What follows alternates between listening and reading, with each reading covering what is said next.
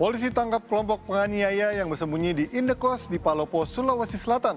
Sementara petugas temukan berbagai barang terlarang saat geledah lapas bulak kapal Bekasi. Selengkapnya dalam News Flash. Rabu malam, blok tahanan di Lapas Kelas 2A Bulak Kapal Bekasi diperiksa. Puluhan petugas gabungan TNI dan Polri menggeledah seluruh blok tahanan dan narapidana. Para tahanan dikeluarkan di tiap blok masing-masing sebelum ruangannya digeledah petugas. Dari hasil penggeledahan, petugas berhasil menyita berbagai macam barang berbahaya seperti obeng, gunting, sendok logam, kabel-kabel, dan beberapa ponsel. Biasanya ponsel diselundupkan oleh anggota keluarga yang berkunjung.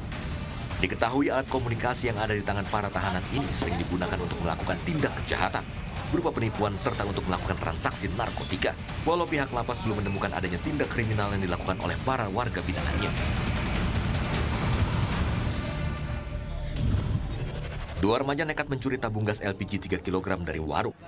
Empat coba kabur dengan motor, tapi para pelaku dikejar warga. Salah satu pencuri berhasil ditangkap warga. Warga yang kesal mengikat kaki dan tangan pelaku sambil menunggu polisi menjemput. Sempat mengelak saat ditanyai warga. Pelaku akhirnya mengaku setelah ditunjukkan barang buktinya oleh warga. Pelaku sempat membuang tabung gasnya ke semak-semak. Saat ini polisi masih mengejar satu pelaku lain yang berhasil kabur dari kejaran warga. Unit Reskrim Polsek Wara, Kota Palopo, Sulawesi Selatan menggerebek dan menangkap kelompok pelaku penganiayaan di sebuah indekos. Saat digerebek, para pelaku tengah asyik tertidur bersama 3 orang wanita yang mengaku anggota keluarganya. Dari hasil interogasi terduga pelaku utama, polisi akhirnya mengamankan seluruh pria ke Mapolsek Wara untuk pemeriksaan lebih lanjut. Dari hasil pemeriksaan, 2 orang terlibat langsung melakukan penganiayaan, sementara 2 rekannya masih dalam pemeriksaan intensif. Penganiayaan bermula persoalan asmara. Salah satu pelaku tak terima adik perempuannya didekati oleh korban.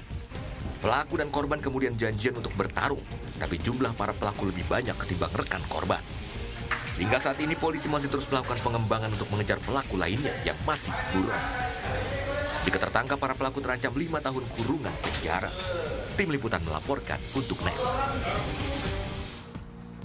Percepat program vaksinasi yang dicanangkan pemerintah pusat, Polda Jawa Timur bangun 503 gerai vaksinasi di berbagai wilayah.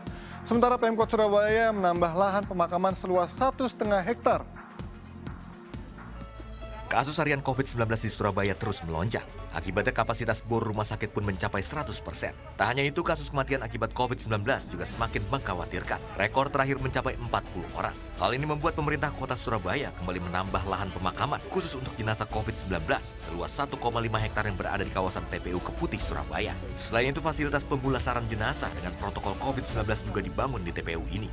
Diharapkan dengan adanya fasilitas ini, seluruh jenazah korban COVID-19 bisa segera dimakamkan tanpa harus menunggu antrean selama berjam-jam.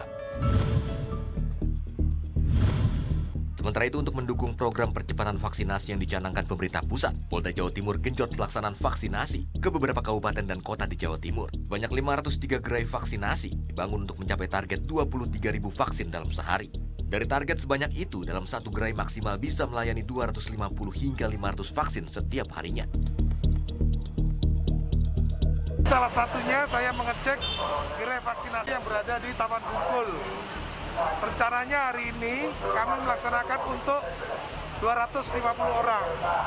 Dan antusias masyarakat sangat tinggi, sehingga sampai sekarang masih berjalan sudah sampai 170-an.